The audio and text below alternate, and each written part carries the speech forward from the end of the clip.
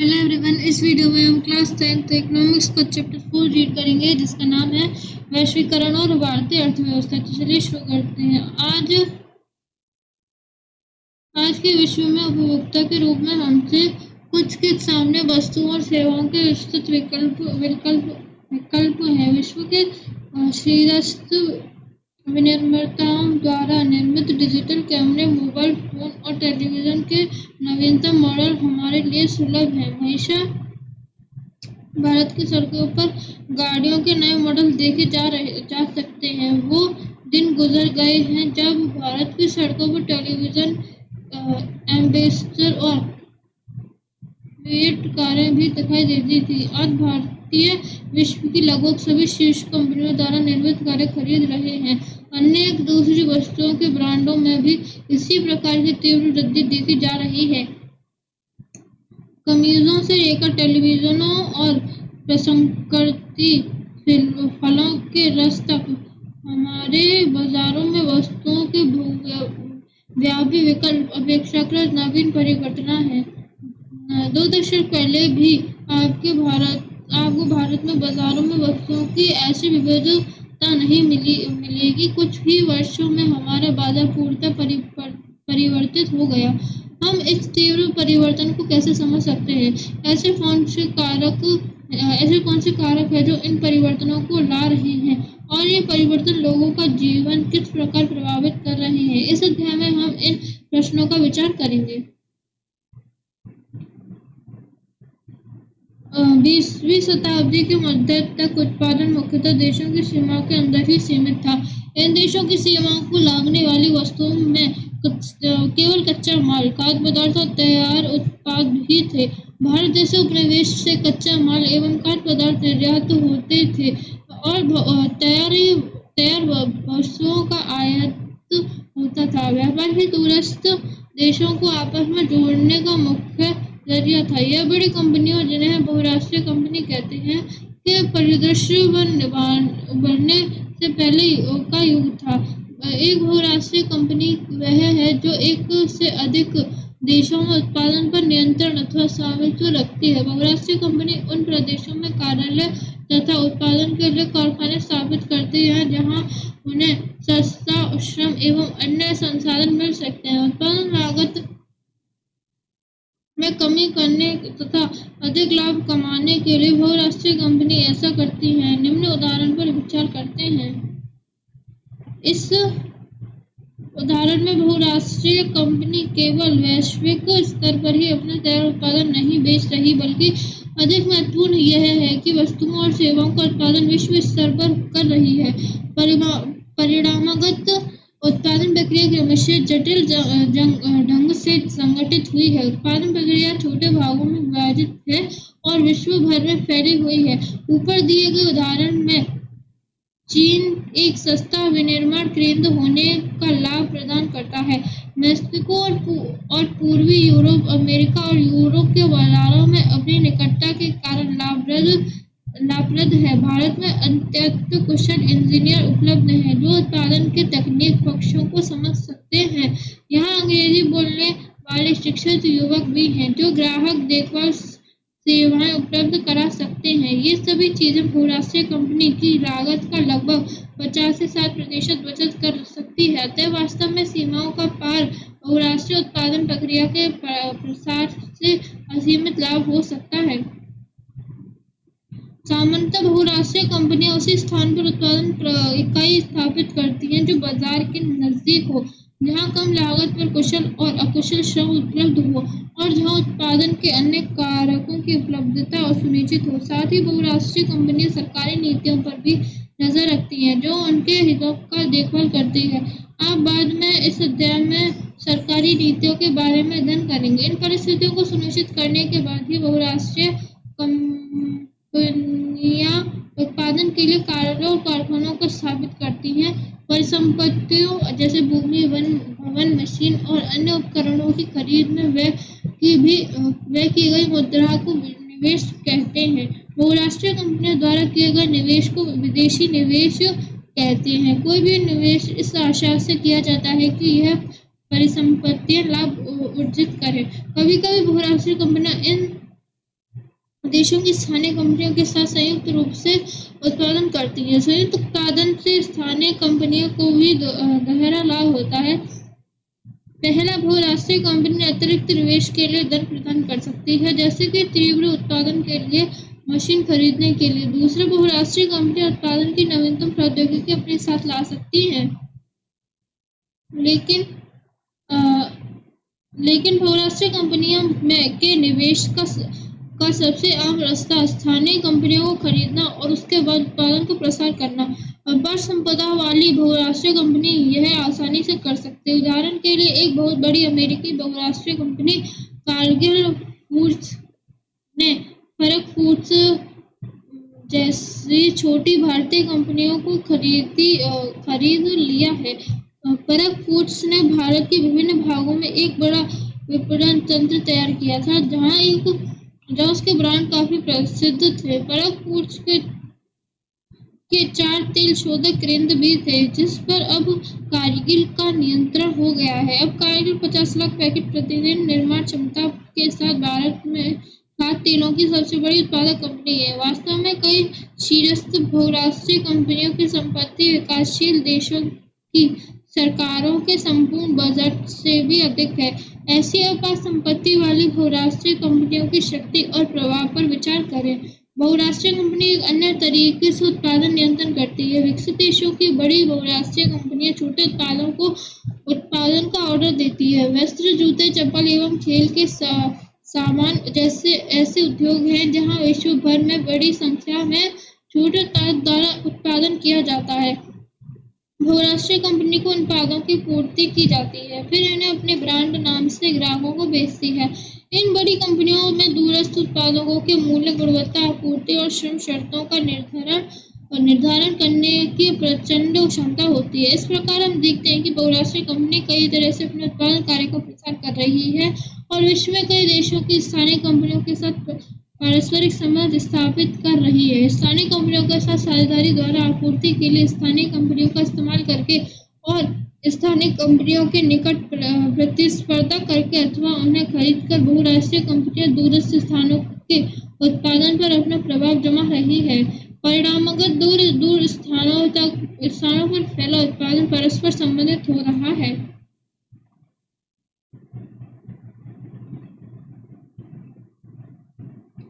लंबे समय से विदेश व्यापार विभिन्न देशों को आपस में जोड़ने का मुख्य माध्यम रहा है। इतिहास ने अपने भारत के दक्षिण एशिया को पूर्व और पश्चिम के बाजार से जोड़ने वाले व्यापार मार्गों और इन मार्गों से होने वाले गहन व्यापार के बारे में पढ़ा होगा। आपको यह भी याद होगा कि व्यापारिक हितों के कारण ही व्यापारिक कंपनियां जैसे ईस्ट इंडिया कंपनी भारत की ओर आकर्षित हुई। आखिरकार विदेशी व्यापार का बुनियादी कार्य क्या है? सरल शब्दों में कहा जाए तो विदेशी व्यापार घरेलू बाजार अर्थात अपने देश के बाजारों से बाहर के बाजारों में पहुंचने के लिए उत्पादकों को एक अवसर प्रदान करता है। उत्पादक केवल अपने देश के बाजारों में ही अपने उत्पादन नहीं बेच सकते, बल्कि विश्व के अन्य देशों में बाजार में भी प्रतिस्पर्धा कर सकते हैं। इसी प्रकार दूसरे देशों में उत्पादित वस्तुओं के आयात से खरीदारों के समक्ष उन वस्तुओं के घरेलू उत्पादन के अन्य विकल्पों का विस्तार होता है। सामान्यतः व्यापार के खुलने से वस्तुओं का एक बाजार से दूसरे बाजार में आवागमन होता है। बाजार में वस्तुओं के विकल्प बढ़ जाते हैं। दो बाजारों में एक ही वस्तु का मूल्य एक समान होने लगता है। अब दो देशों के उत्पादक एक दूसरे से हजारों मील दूर होकर भी एक दूसरे से प्रतिस्पर्धा कर सकते हैं। इस प्रकार विदेशी व्यापार विभिन्न देशों के बाजारों को जोड़ने या एकीकरण में सहायक होता है। वैश्वीकरण क्या है? विगत 2-3 दशकों से अधिकांश बहुराष्ट्रीय कंपनियां विश्व में उन स्थानों की तलाश कर रही है जो अनेक उत्पादों के लिए सस्ते हों। इन देशों में बहुराष्ट्रीय कंपनियों के निवेश में वृद्धि हो रही है। साथ ही विभिन्न देशों के बीच विदेश व्यापार में भी तीव्र वृद्धि हो रही है। विदेश व्यापार का एक बड़ा भाग बहुराष्ट्रीय कंपनियों द्वारा नियंत्रित है। जैसे भारत में फोर्ड मोटर्स का कार संयंत्र केवल भारत के लिए ही नहीं, कारों का निर्माण नहीं करता, बल्कि वह अन्य विकासशील देशों को कारें और विश्व भर में अपने कारखानों के लिए कारपूर्जा का भी निर्यात करता है। इसी प्रकार अधिकांश बहुराष्ट्रीय कंपनियों के क्रियाकलाप में वस्तुओं और सेवाओं का बड़े पैमाने पर व्यापार शामिल होता है। अधिक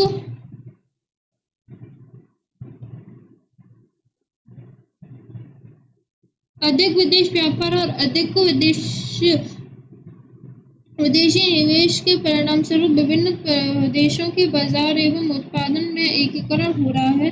विभिन्न देशों के बीच परस्पर संबंध और तीव्र एकीकरण से की प्रक्रिया ही वैश्वीकरण है। बहुराष्ट्रीय कंपनियां वैश्वीकरण की प्रक्रिया में मुख्य भूमिका निभा रही है। विभिन्न देशों के बीच अधिक से अधिक वस्तुओं और सेवाओं, निवेश और प्रौद्योगिकी का आदान प्रदान हो रहा है। विगत कुछ दशकों की तुलना में विश्व के अधिकांश भाग एक दूसरे के अपेक्षाकृत अधिक संपर्क में आए हैं। वस्तुओं, सेवाओं, निवेश और प्रौद्योगिकी के अतिरिक्त विभिन्न देशों के को आपस में जोड़ने का एक और माध्यम हो सकता है। यह माध्यम यह है कि विभिन्न देशों के बीच लोगों का आवागमन। प्राय लोग बेहतर आय, बेहतर रोजगार एवं शिक्षा की तलाश में एक देश से दूसरे देश में आवागमन करते हैं, किंतु विगत कुछ दशकों में अनेक प्रतिबंधों के कारण विभिन्न देशों के बीच लोगों के आवागमन अधिक वृद्धि नहीं हुई है। प्रौद्योगिकी में तीव्रता उन्नति वह प्रमुख कारक है जिसमें वैश्वीकरण की प्रक्रिया को प्रेरित किया। जैसे विगत 50 वर्षों में परिवहन प्रौद्योगिकी में बहुत उन्नति हुई है, उसने लंबी दूरियां तक वस्तुओं की तीव्रतर आपूर्ति को कम लागत पर संभव किया है। इससे भी अधिक उल्लेखनीय है सूचना एवं संचार प्रौद्योगिकी का विकास। वर्तमान समय में दूरसंचार, कंप्यूटर और इंटरनेट के क्षेत्र में प्रौद्योगिकी द्रुत गति में परिवर्तित हो रही है। दूरसंचार सुविधाओं का विश्व भर में एक दूसरे के संपर्क करने, सूचनाओं का तत्काल प्राप्त करने और दूरवर्ती क्षेत्रों में संवाद करने में प्रयोग किया जाता है। ये सुविधा संचार उपग्रहों द्वारा सुगम हुई है। जैसे कि आप जानते होंगे, जीवन के लगभग प्रत्येक क्षेत्र में कंप्यूटर का निवेश हो गया है। आपने इंटरनेट के चमत्कारिक संचार में भी प्रवेश किया होगा, जहाँ जो कुछ भी आप जानना चाहते हैं लगभग उसकी जानकारी प्राप्त कर सकते हैं और सूचनाओं को आपस में बांट सकते हैं। इंटरनेट से हम तत्काल इलेक्ट्रॉनिक डाक भेज सकते हैं और अत्यंत कम मूल्य पर विश्व भर में बात कर सकते हैं। विदेशी व्यापार तथा विदेशी निवेश का उदारीकरण। हम भारत में चीनी खिलौनों का आयात वाले उदाहरण पर वापस लौटते हैं। मान लीजिए कि भारत सरकार खिलौनों के आयात पर कर लगाती है, तब क्या होगा? इसका अर्थ यह है कि जो इन खिलौनों का आयात करना चाहते हैं उन्हें इन पर कर देना होगा। कर के कारण खरीदारों को आयातित खिलौने की अधिक कीमत चुकानी होगी। चीन के खिलौने अब भारत के बाजारों में इतने सस्ते नहीं रह जाएंगे और चीन के उनका आयात स्वतः कम हो जाएगा। भारत के खिलौने निर्यात अधिक समृद्ध हो जाएंगे। आयात पर कर व्यापार अवरोधक का एक उदाहरण है। इस अवरोधक को इसलिए कहा गया है क्योंकि यह कुछ प्रतिबंध लगाता है। सरकारें व्यापार अवरोधक का प्रयोग विदेश व्यापार में वृद्धि या कटौती करने और देश में किसी प्रकार की वस्तुएं कितनी पर्याप्त मात्रा में आयातित होनी चाहिए यह निर्णय करने के लिए कर सकती है। स्वतंत्रता के बाद भारत सरकार ने विदेश व्यापार एक विदेशी निवेश पर प्रतिबंध लगा रखा था। देश के उत्पादकों को विदेशी प्रतिस्पर्धा से संरक्षण प्रदान करने के लिए यह अनिवार्य माना गया।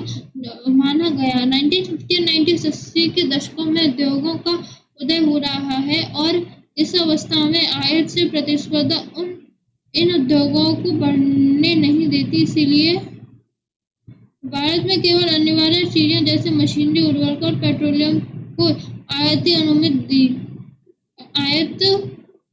अनुमति दी। ध्यान दीजिए कि सभी विकसित देशों ने विकास के आरंभिक चरणों में घरेलू उत्पादों को विभिन्न तरीकों से संरक्षण दिया है।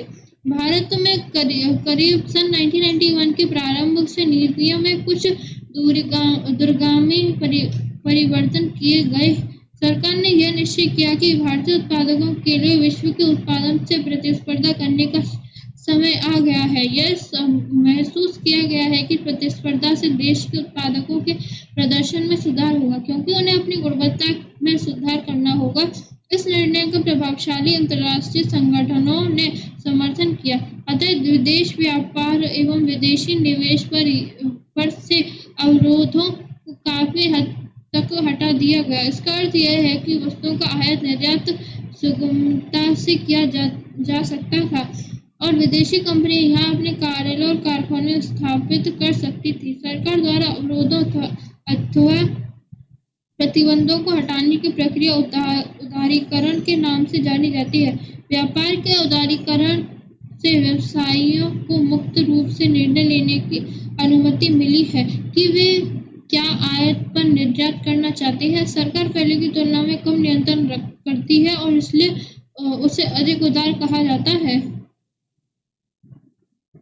हमने देखा कि कुछ बहुत प्रभावशाली अंतर्राष्ट्रीय संगठनों ने भारत में विदेश व्यापार एवं विदेशी निवेश के उदारीकरण का समर्थन किया। इन संगठनों का मानना है कि विदेश व्यापार और विदेशी निवेश पर सभी अवरोधक हानिकारक है। कोई अवरोधक नहीं होना चाहिए। देश के बीच मुक्त व्यापार होना चाहिए। विश्व के सभी देशों को अपनी नीति उदार बनानी चाहिए। विश्व व्यापार संगठन WTO एक ऐसा संगठन है जिसका ध्येय अंतर्राष्ट्रीय व्यापार का उदार बनाना है। विकसित देशों की पहल पर शुरू किया गया विश्व व्यापार संगठन अंतर्राष्ट्रीय व्यापार से संबंधित नियमों का निर्धारित करता है और यह दिखाता है कि इन नियमों का पालन हो। विश्व के लगभग 160 देश विश्व व्यापार संगठन के सदस्य हैं। यद्यपि विश्व व्यापार संगठन सभी देशों को मुक्त व्यापार की सुविधा देता है, परंतु व्यवहार में यह देखा गया है कि विकसित देशों ने अनुचित ढंग से व्यापार अवरोधकों को बरकरार रखा है। दूसरी ओर विश्व व्यापार संगठन के नियमों ने विकासशील देशों के व्यापार अवरोधकों को हटाने के लिए विवश किया है। इसका एक उदाहरण कृषि उत्पादन के व्यापार पर वर्तमान बहस है। विगत 20 वर्षों में भारतीय अर्थव्यवस्था के वैश्वीकरण एक लंबी दूरी तय की। इसका लोगों के जीवन में क्या प्रभाव पड़ा? हम कुछ प्रमाण देखते हैं। वैश्वीकरण उत्पादकों स्थानीय एवं विदेशी दोनों के बीच प्रतिस्पर्धा से उपभोक्ता विशेषकर शहरी क्षेत्र में धनी वर्ग के उपभोक्ताओं को लाभ हुआ है। इन उपभोक्ताओं के समक्ष पहले से अधिक विकल्प हैं और वे सब अब अनेक उत्पादों की उत्कृष्ट गुणवत्ता और कम कीमत से लाभान्वित हो रहे हैं। परिणामतः ये लोग पहले की तुलना में आज अपेक्षाकृत उच्चतर जीवन स्तर का आनंद ले रहे हैं। उत्पादकों और श्रमिकों पर वैश्वीकरण का एक समान प्रभाव नहीं पड़ा। पहला विगत 20 वर्षों में बहुराष्ट्रीय कंपनियों ने भारत में अपने निवेश में वृद्धि की है, जिसका अर्थ यह है कि भारत में निवेश करना उनके लिए लाभप्रद रहा है। बहुराष्ट्रीय कंपनियों ने शहरी इलाकों के उद्योगों जैसे सेलफोन, मोटर गाड़ियां, इलेक्ट्रॉनिक उत्पादों, ठंडे पेय पदार्थों और जंक खाद्य पदार्थों एवं बैंकिंग जैसी सेवाओं के निवेश में रुचि दिखाई। इन उत्पादों के अधिकांश खरीदार संपन्न वर्ग के लोग हैं। इन उद्योगों और सेवाओं के नए रोजगार उत्पन्न हुए हैं। साथ ही इन उद्योगों को कच्चे माल इत्यादि की आपूर्ति करने वाली स्थानीय कंपनियां समृद्ध हुई। दूसरा, अनेक शीर्ष भारतीय कंपनियां बढ़ी हुई प्रतिस्पर्धा से लाभान्वित हुई हैं। इन कंपनियों ने नवीनतम प्रौद्योगिकी और उत्पादन प्रणाली में निवेश किया और अपने उत्पादन मानकों को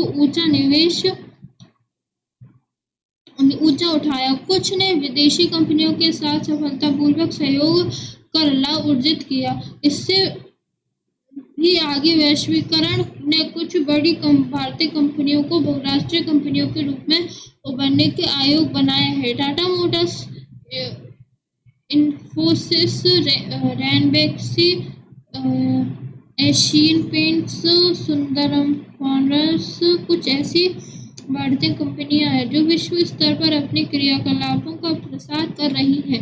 वैश्वीकरण ने सेवा प्रदाता कंपनियों, विशेषकर सूचना और संचार प्रौद्योगिकी वाली कंपनियों के लिए नए अवसरों का सृजन किया है। भारतीय कंपनी द्वारा लंदन स्थित कंपनियों के लिए पत्रिका का प्रकाशन और कॉल सेंटर इसके उदाहरण हैं। उसके अतिरिक्त आंकड़ा प्रवृत्ति, लेखाकरण, प्रशासनिक कार्य, इंजीनियरिंग जैसी कई सेवाएं भारत जैसे देशों में अब रास्ते में उपलब्ध हैं और विकसित देशों को निर्यात की जाती हैं। Thank you.